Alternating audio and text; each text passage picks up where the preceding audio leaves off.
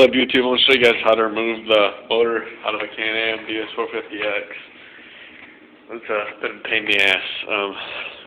First, you got to remove the plastics. To do that, there's like 5 or 6 bolts.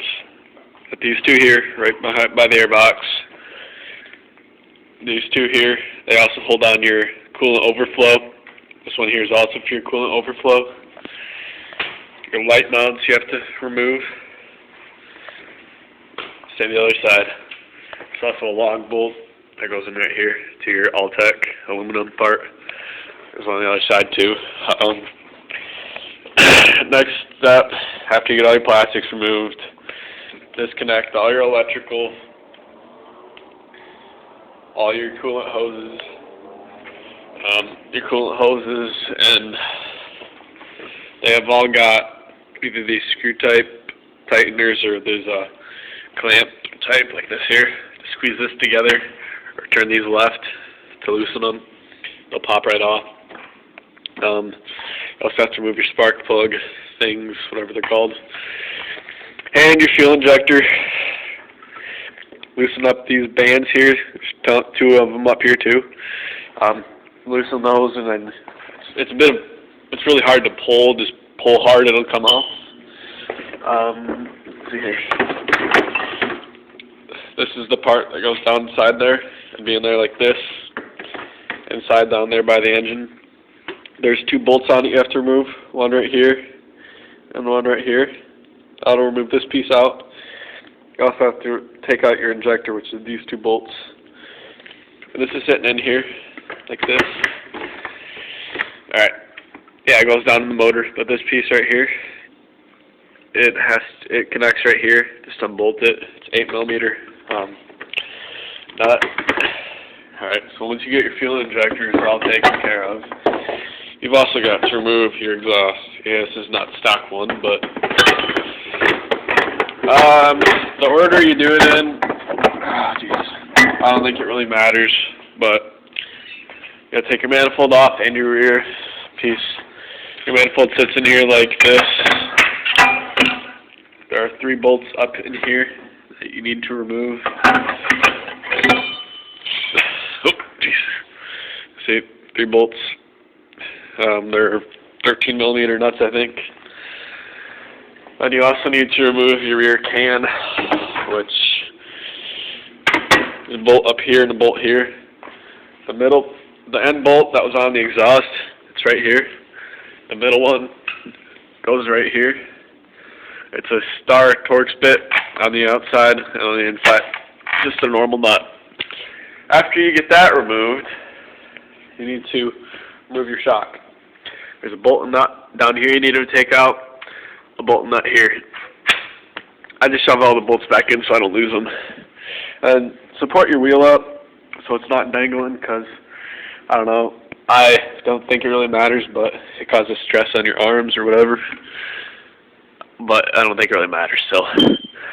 Then you need to remove your Altec frame. This piece goes in here like this. Got it? Alright. There's 2 bolts right here. They're Torx bits. And they got a 14mm or 13mm nut on the other side of them. Undo those. There's also one here. I don't know if you can really see it in there. But it's behind the shock. Torx bit on the outside, nut on the inside. Then this piece will pull out. Then you're good to slide your motor out. Now, slide your motor out. After you've gotten everything all undone, I still got to get this undone. Drain out your coolant, drain out your oil. Oh yes, also, your starter motor, there's 2 wires that connect it, a red and black. Red one's connected up here, it's just an 8mm. Turn, take that out. This other one right here, it's also an 8mm. And that'll be loose. Your clutch wire, follow this all the way up to your clutch here. Comes all the way around back to here. You can see up in there, there's that little, maybe, yep, see that little slot right? Alright, hold on a sec. This little slot right here. That's where your clutch cable goes in. Just disconnect it out of there, and you can pull that whole thing out with your motor. Next, oops, I got well on my pants. you need to remove your chain. There's two ways of doing this. If you got an aftermarket chain, I'm sure you're probably not watching this video, but that's really loose. Yeah, don't let your chain get that loose. You usually have about 1.5 inches from bottom to top. That's about 2 or 3. That's bad.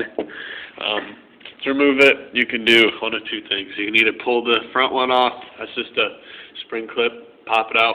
This will slide off. We're going to do these 4 bolts here around your rear sprocket. That'll pull your chain out. I'm pulling my motor out of the left just to make it a little easier for me. You should probably remove your shift lever. I don't know if you need to. You need to disconnect these wires here, or hoses that are connected to your motor. They're for the oil. That should be about it to get your motor out. Nope, I lied. Alright, there's also some motor mounts down here. This one's possible. Nope, this one here, and your rear swing arm.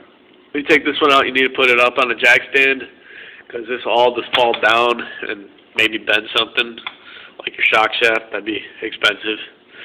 So get your motor out, belly up, another one right here. Just pull that out. To pull your motor out, just tilt it forward a little bit. Move the whole motor forward, because your swing arm here will get in the way. And then your motor should just pull right out. I tried to rebuild it while it was in the quad, but the head here, no matter which way you manipulate this head, it will not come out of this frame. This way, or this way, whatever, it will not come out. So you're going to need to remove the motor to rebuild it. Alright, to change spark plugs, just while I'm doing this video, you're pretty much going to have to do the same process, minus all the wire pulling. Just remove the plastics, you'll be good. But there's one right here and one right here. Alright, see you guys.